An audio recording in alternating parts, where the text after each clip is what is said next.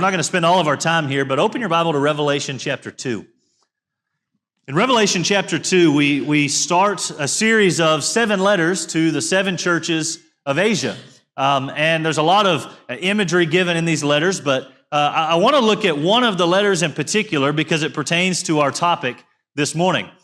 In Revelation chapter 2, starting in verse 1, listen to what it says.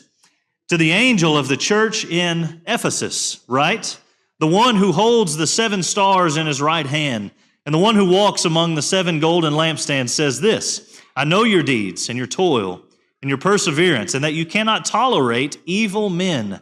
And you put to the test those who call themselves apostles, and they are not, and you found them to be false. You have perseverance and have endured for my name's sake, and you have not grown weary. What an encouraging couple of lines. Now, we're not studying Revelation 2 or that letter in particular. He's going to talk about the things he has against him as well. But that particular line, the way he told that church in Ephesus how they had confronted false teaching. He told them, you don't put up with evil men. You don't put up with men who walk into your congregation and say things that are corrupt, men who tout themselves as apostles, as great teachers, as leaders, when they're really not. And he says, you found them to be false, and you've endured for faithfulness' sake, and you've confronted the false teaching and the error in your congregation. What an honorable thing to say about a church, and that's what he said about the church in Ephesus. But what if I told you the church in Ephesus was not always that way? The church in Ephesus was not always a church that confronted falsehood, that stood up to false teachers. In fact, there was a time when the church in Ephesus was rather corrupt, when they had leaders in the church who were saying things that they didn't need to be saying, people who touted themselves as teachers, who were leading whole families astray, who were disrupting the things in the congregation. Turn with me to 1 Timothy, because in the book of 1 Timothy, we find that setting in this book. We find ourselves where Paul writes to the young preacher Timothy and is telling him to confront those very problems that exist in the church in Ephesus. The setting of the letter of 1 Timothy takes place in Ephesus. If you look at 1 Timothy chapter 1, starting in verse 3, listen to what Paul says to the young preacher.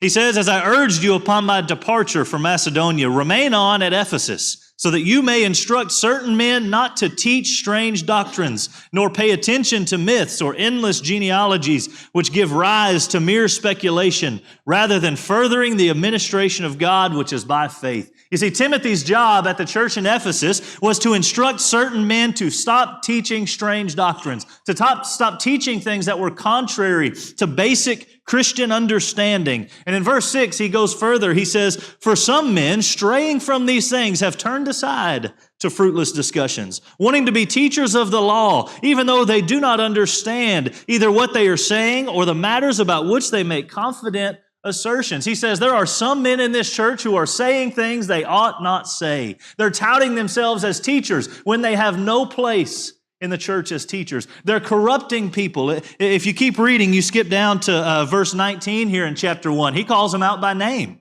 In verse 19, we'll start in verse 18. He says, this command I entrust to you, Timothy, my son, in accordance with the prophecies previously made concerning you, that by them you fight the good fight, keeping faith and good conscience, which some have rejected and suffered shipwreck in regard to their faith. Now listen to verse 20. Among these are Hymenaeus and Alexander, whom I have handed over to Satan, so they will be taught not to blaspheme. Paul had no problem calling them out by name. He had no problem saying who the problem was, and these were just a couple of them. Evidently, there were more. Among these are Hymenaeus and Alexander. There were others in the church doing this very thing. You turn to chapter 4. He gets a little more explicit about some of the very things they were saying.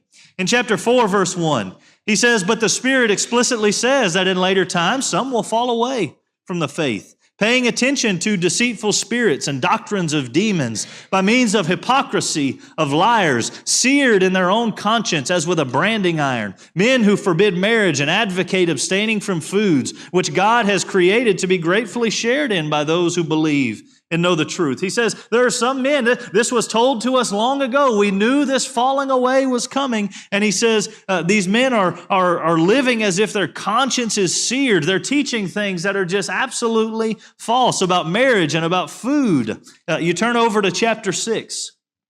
In chapter 6, he kind of bookends the whole book by calling attention to these people again. In chapter 6, verse 3, he says, if anyone advocates a different doctrine and does not agree with the sound words of those of our Lord Jesus Christ and with a doctrine conforming to godliness, he is conceited and understands nothing, but he has morbid interest in controversial questions, disputes about words out of which arise envy, strife, abusive language, evil suspicions, and constant friction between men of depraved mind and deprived of the truth, who suppose that godliness is a means of gain. That's what these people were doing. This is the very character of the problem of these men who had infiltrated the church in Ephesus. And look at Paul's last two verses in the book, chapter 6, verse 20 and 21.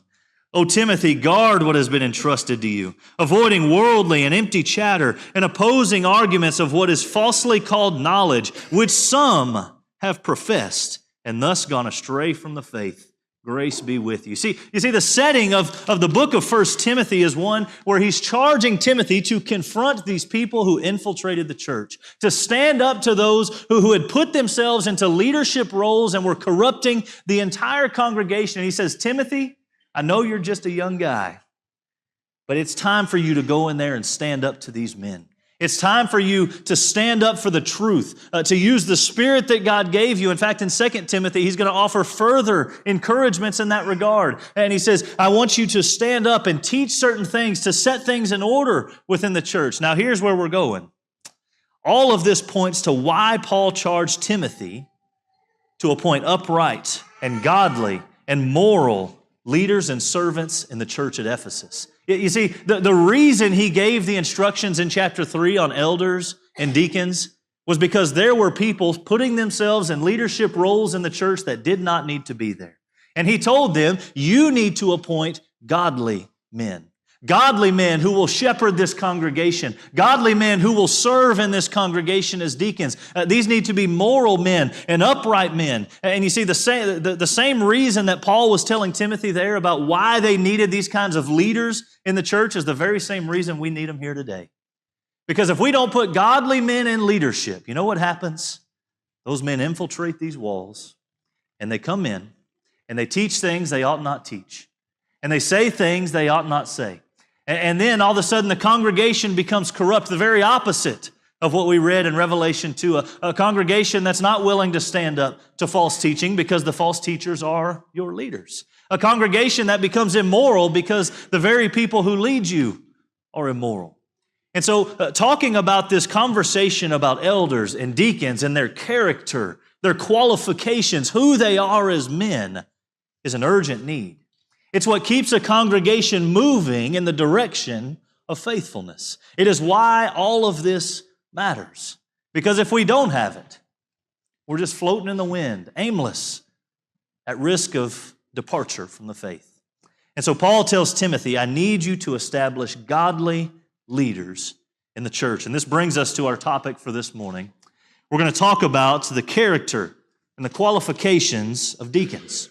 As we talk about deacons, we're not just talking about men who are serving in the church. We're talking about men who lead various ministries within the church. Men who need to be godly men, who step up and lead the charge of the very works that the church does, who lead the church in service, who lead the church in all of the things that we do as the church. These are our leaders. These are people who are tasked with a job to do in the congregation. And so as we talk about the character of these men deacons, there's several things that arise from the text. I want to start just by reading our passage here in 1 Timothy chapter 3.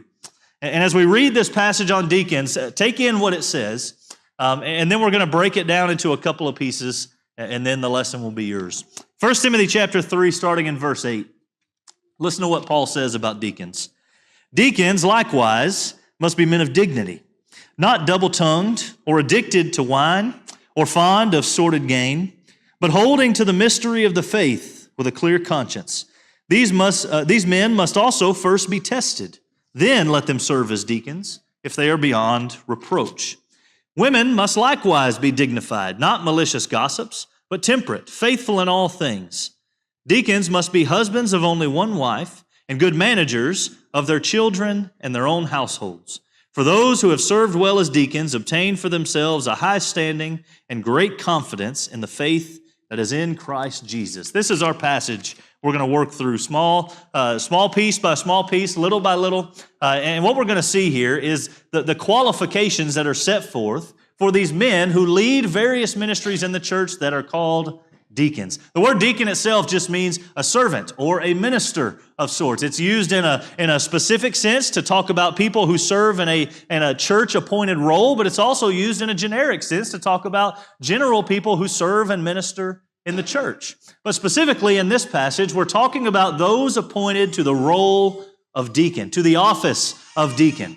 And so there's going to be three things that we look at here, and I have 4 points, but one of them doesn't really pertain to deacons, but we're going to talk about it anyways. But in verse 8, the very first thing we're going to see in verses 8 and 9 is that a deacon must be first a man of dignity.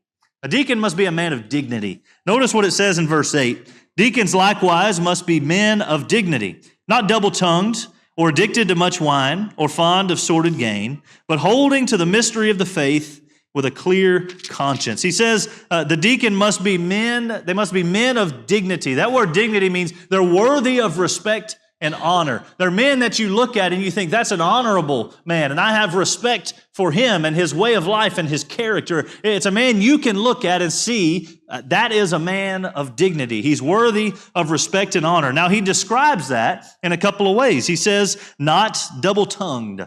That word means exactly what it says, not really double-worded. It means you say one thing on this side and another thing on this side. Our modern phrase will be you don't speak out both sides of your mouth. You don't say one thing over here and another thing over here. You're not double-tongued. You're not saying two contradictory things to two different crowds just to appease people. This man isn't double-tongued. He's not speaking out of both sides of his mouth here.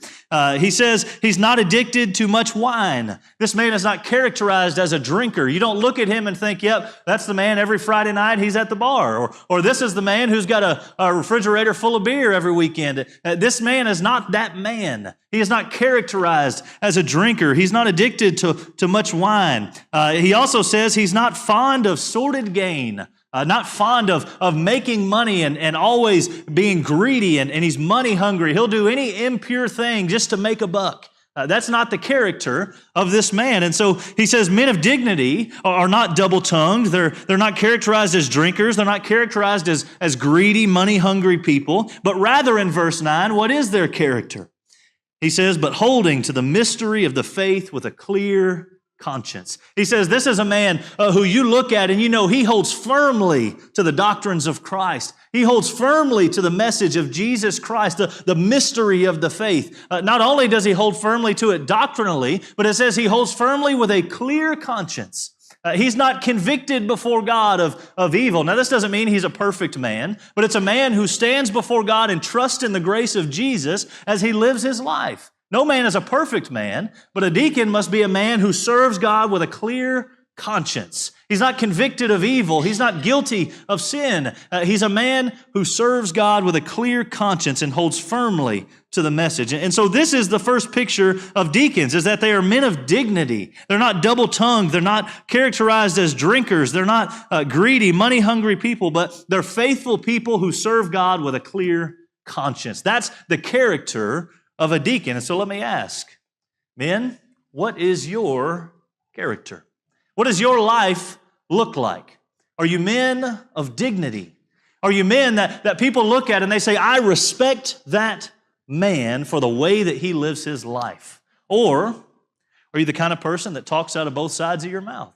That you say one thing to this crowd to please them and another thing to this crowd to please them? Are you a person who speaks contradictory things just for the sake of pleasing the people you talk to? Are you a person who is characterized as a drinker? When people look at your life, do they see you as a person who just loves a good time on the weekends? Do they see you as a person who's always got a cold one in his hand? How do people see you in your life? Because Paul said that is not a man of dignity. Are you a man who's money hungry, who's always chasing after another buck, who will do anything you have to do to make just a little bit more money, even if it means losing your faith, even if it means stepping out of line? What is your character? What is our dignity as men? You know, some of us here have lived faithful lives. There are some people in this room who have been men of dignity for a long time. There are some people in this room who have lived a life of dignity, a life that is worthy of honor, a life that is worthy of respect. They haven't been people who have talked out of both sides of their mouth. They haven't been people who are characterized as drinkers. They haven't been people who are greedy and money hungry, but they've been faithful people that serve God with a clear conscience. And I want to say this to those men. The church needs you. The church needs you to serve this congregation in a role, in a leadership role, to step up and to lead various ministries for this church. If you are a man who is characterized in that way, the congregation needs you. Because that is the very thing that's going to keep this church striving towards faithfulness in our future. It's the very thing that Paul was warning Timothy about, that he was telling him to confront. Men like you stepping up and serving in these roles is what's going to keep us from getting there. It's going to keep us from falling away and pursuing unfaithfulness. And we need you and your good and godly character to serve in this congregation. And for those of you who may be wondering, well, my life doesn't exactly look like that, I want to challenge you to mold your life after that, to look at these things. I know we're talking about appointing people to specific roles in the church, but these are things of a high calling. Pursuing these things in your life will only make you more godly. And so this is the very first thing we see about deacons, is that they must be men of dignity. They're not to be men who are double-tongued, who are addicted to much wine, who are fond of sordid gain, but faithful men that serve God with a clear conscience, men of dignity. The second thing that we see here is that a deacon must be a man who has proven himself. Look at verse 10. He must be a man who's proven himself. In verse 10 it says, these men must also first be tested, then let them serve as deacons if they are beyond reproach. He says, let them first be tested. Now, this could mean a couple of things. I think it really talks about testing them in two regards, but let me tell you what it doesn't mean. It doesn't mean you just have a test that you give them, with a couple of questions and they answer it, and if they make above a 60, you're good. That's not what he means by that. We're not talking about testing people like you take when you go to school. No, the testing he's talking about here, I think, is twofold. One, it's testing him in regards to the things he just told us about, in regards to his dignity, in regards to his character. Have you put him to the test? Have you examined and analyzed his life to see if he stands out as somebody who comes out of those qualifications unscathed, who comes out of those standing above many of the others, who comes out as a man who passed the test, so to speak. But also, I think it means to put them to the test in regards to the work of a deacon, to challenge them in regards to the ministry that they may serve in, to give them a task to oversee for a short period of time to see if they can actually lead a ministry, to put them to the test. And if they serve in this ministry faithfully and they serve in this ministry well, he says, if they are found above reproach, then let them serve as deacons. This may take shape in a couple of different ways in a congregation. A lot of times when you think of testing, you think it's something that happens. You issue this test immediately, and that's probably true with, when we talk about putting them to the test in regards, can you serve over this ministry and prove that you can actually serve in this role? That's something that happens there. But as far as testing somebody's character, this can be something that's happened over the course of a lifetime. There are many men in this congregation who have grown up in this congregation. People have watched you grow in your character and develop in your faith since you were this tall. And a lot of those men have been put to the test, so to speak, their entire life. We've been watching and analyzing. People have been watching you grow up, thinking probably in the back of their minds, this man is going to make a great servant in the church one of these days. In a lot of instances, this is passing that test, so to speak. But sometimes you have new people who come in and you need to watch them a little closer. And you need to talk to them about their character. And you need to talk to them about their doctrinal views on things. And you need to talk to them about the way they live their life. Now, let me tell you what this doesn't mean. And sadly, what we see in many congregations. This does not mean men are appointed to deacons just because they're good at something. This does not mean you just go willy-nilly. Well, Brother Joe Bob is an electrician and we need somebody to serve on the grounds committee. And so we're going to appoint Brother Joe Bob as deacon over the electricity, for lack of a better way to say that. Sorry, that's not what that means, because Brother Joe Bob may also be beating his wife at home and getting drunk every weekend. Sorry, you need to put the man to the test. You need to challenge this man to see if he's really faithful. Appointing deacons is not just saying he's good at a job and so we're going to appoint him to that job. No, it's challenging him and putting him to the test and making this man prove his character and his work ethic and his ability to carry out this role. Paul said, put them to the test. We don't just appoint men because they're good at something. We also don't just appoint them because, well, they've always been here and it seems like the next thing. That's not really a good reason to make somebody a deacon. It's not really a good reason to make somebody a deacon because they're a family member of this elder over here or brother so-and-so who always served as a deacon. And so it feels natural for him to be a deacon as well. Sorry, you need to put the man to the test first. You need to challenge him. You need to see if he can really serve in that role and not just appoint him because of his name or because of who he is. Or worse yet, what many congregations do is appoint somebody because they've got a lot of money. Boy, that's a sad thing to see in churches. When people are appointed to leadership roles because they have a lot of money. Sorry, you can have just as much money and sit in the pew every Sunday like everybody else. We need deacons who want to serve, not just use their money as a power tool. We need deacons who want to serve the Lord's church. And so these men need to be put to the test, not just appointed because of some other arbitrary thing. They need to be appointed because they've proven that they are men of dignity and proven they can carry out the job at hand. Paul says a deacon must be a man who has proven themselves. The next thing we're going to look at in this text is in verse 11. And this is the point that really doesn't have a whole lot to do with deacons, but Paul said it here, so we're going to talk about it here. In verse 11, your translation may say this different than mine, but listen to the New American Standard, and I think NIV and one or two other translations translate it this way. Verse 11 says, women must likewise be dignified, not malicious gossips, but temperate and faithful in all things. Some translations translate that as women must be these things. Other translations translate that as wives must be these things. Now, we're going to talk about that for a second because both translations are accurate, actually. And we'll talk about why that is. It's the same Greek word, and the same Greek word in various contexts can mean woman or it can mean wife. In fact, in 1 Timothy, that word is used multiple times and means different things. And so here, what this reveals is that translating committees had a hard time figuring out, well, is he talking about women servants in the church, or is he talking about wives of deacons and elders in the church? And at the end of the day, I'll be honest with you, I read stacks and stacks of books and commentaries. At the end of the day, nobody knows. At the end of the day, people have argued about it, people have debated, and people have made good cases on all sides. But let me tell you what it's not. Because a case is made here that I think cannot be made here. What he is not saying is that these are deaconesses. These are female deacons. First of all, the qualification for deacon in verse 8 was these must be men of dignity. And so this woman is not a deacon, whatever she is, or else he would have just lumped them in with them and not separated them out as something else. Also in verse 12, the deacon must be the husband of one wife. Sorry, a woman cannot be a husband. That's just the way the world works. And so I don't think this is talking about women, female deacons. Some have tried to make that case. I don't think the case can be made. This is a different category of something that he's talking about. Now, the other two options are that these are wives or they are just simply women servants in the church. Not deacons, but just servants who may not necessarily have an office that they hold, but women who serve within the church. I'm going to give you both sides, and I'll let you decide what you believe, but I think both have merit.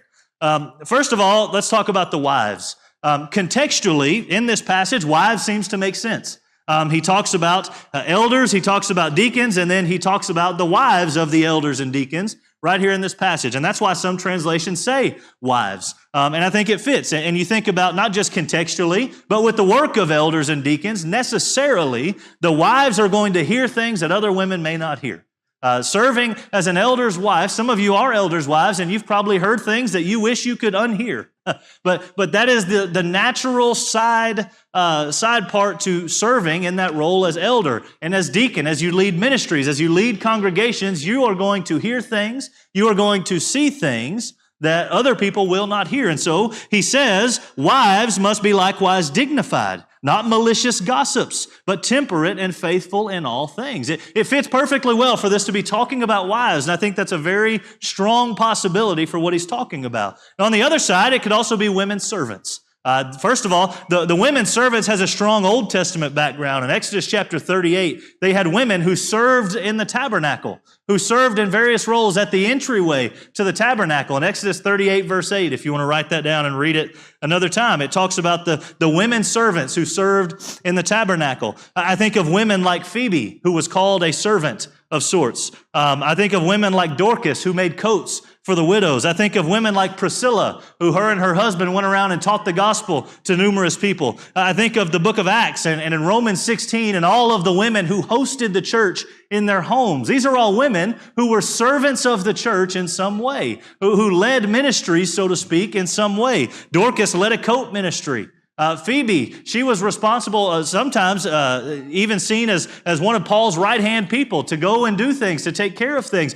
Some believe she delivered the Roman letter. You think of women like Priscilla, who led the charge in teaching the gospel to many people. All of these are pictured as servants of the church. Now, many people get uncomfortable with that because are we talking about female deacons or not? I don't think so, because here's the modern parallel.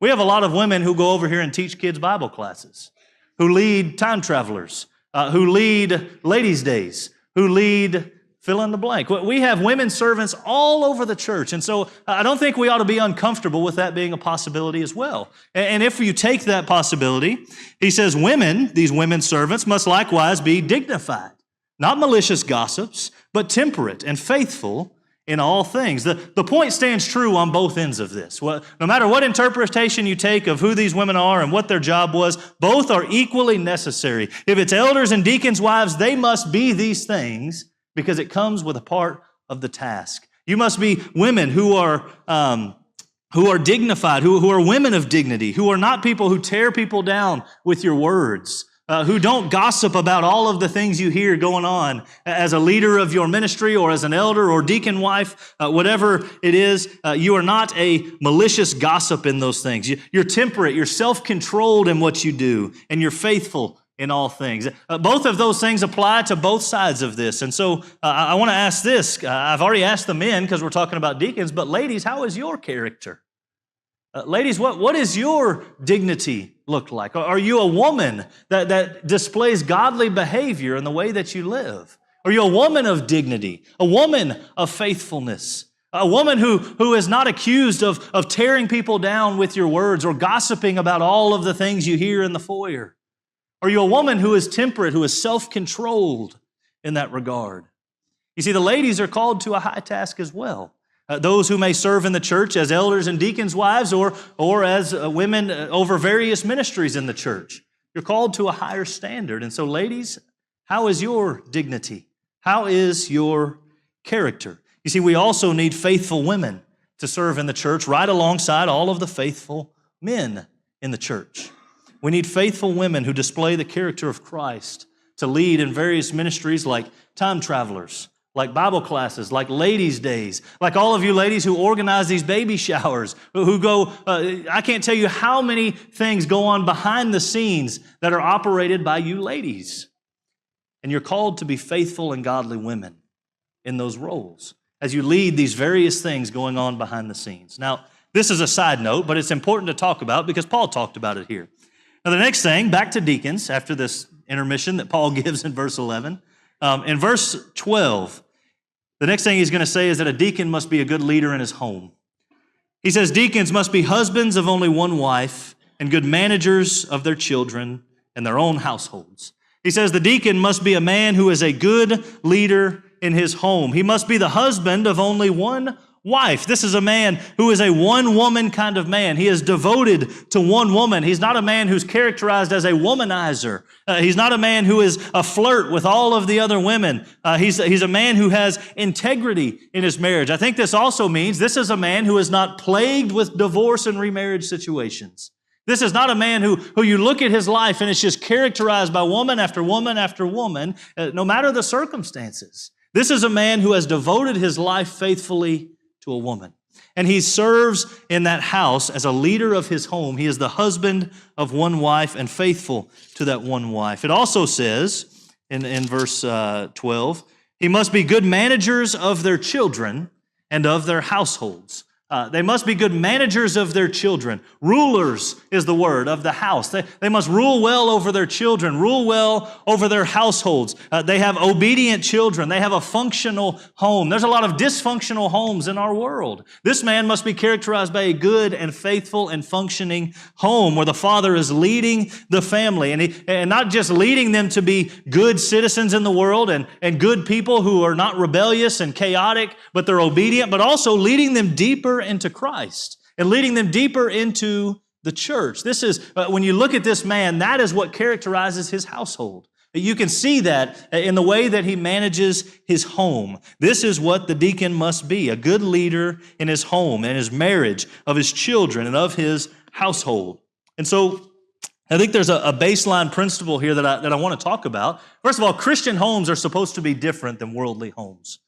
Christian homes are supposed to be drastically different than what we see in many homes out there that are dysfunctional, that are full of abuse, that are full of slander, that are full of aggression, that are full of anger and hostility, that are full of drunkenness, that are full of different women coming in and out all the time. That's not a functional home. And Christian homes are called to be different. They're called to be godly and faithful homes. And so what does your home look like? One of the challenging things as a preacher is to get up and talk about people's homes. That's very personal to you. But God calls you to be a good leader in your home, men. And He calls you to step up to the plate and to lead godliness in the home that you're in charge of. Fathers and husbands, this is your calling. To step up and to lead godliness in the walls that you live within. To lead godliness in your marriage, into your children, into all of the things that you do, and to draw your home out of the world to be different than the rest of the world. Fathers and husbands, that is your task, to lead a godly home. And I will say this, there are those who are doing this well in this congregation. There are many of you here that I look at your home and I admire what you're doing. And I respect so much about what you do with your kids, because as someone who is raising kids, it's not easy. And I have so much respect for so many of you. And I want to say this, the church needs you to serve.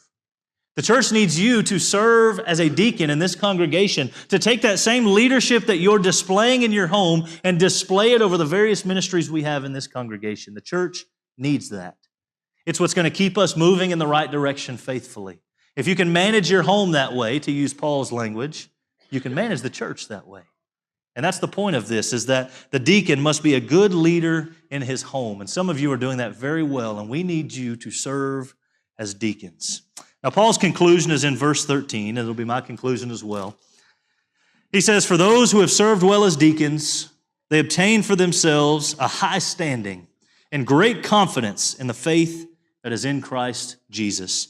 He says, those who have served well as deacons, they obtain for themselves a high standing. That phrase means a rung up on a ladder, if you will. That's the imagery that word conveys. They convey a step up. They convey that they've elevated themselves, that they've served faithfully, that God is exalting them for what they do as deacons. And I want to say this, there are many of you who are serving as deacons now, that God is so proud of you, that God is so encouraged by the way that you serve, that He's so encouraged by your leadership. He's encouraged by the things that you've done in serving as a deacon and the way that you've helped this church to pursue faithfulness. And there are some of you who need to step into that role. There are some who need to step up and serve as deacons so that you can be exalted by God as well. So God wants to honor you in that role. A lot of times we look at leadership roles and we think, boy, I could just never do anything like that. God says you can, and He will exalt you for your work. And so Paul ends with this sort of challenge, this sort of motivation, if you will, where he says, those who serve well as deacons, they obtain a high standing and great confidence in the faith that is in Jesus Christ. We need faithful deacons in the Lord's church. We need faithful men who are going to serve right alongside the rest of this congregation and lead the charge of driving us towards deeper faithfulness. And I want to challenge you, if you've thought about becoming a deacon, if you've looked at your life and you see some of these things in your character and in your home and in your relationships, I want you to consider serving. You may have a conversation in a day or two or a couple of weeks with somebody challenging you to consider it. I hope you'll pray about it. I hope you'll consider stepping into that role. The church needs faithful deacons because what happens when we don't have good and godly men in those roles is exactly what we saw in our introduction. The church is full of men who are ungodly. The church begins to appoint leaders who aren't moral. The church begins to appoint leaders who have no dignity, who have no character, and who don't hold firmly to the truth. And so we need good, faithful men to serve in those roles. This morning, you may look at your life and you may be asking the question, is my life a faithful life?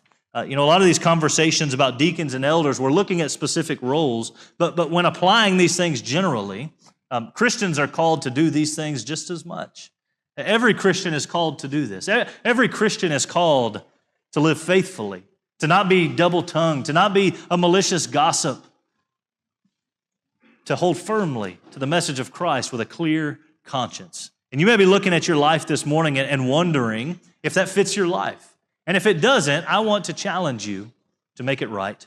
I want to challenge you to make those changes that you need to make so that you can be faithful to the Lord. If we can help you with anything this morning, we'll ask you to come forward and make your wish known as we stand and as we sing this song.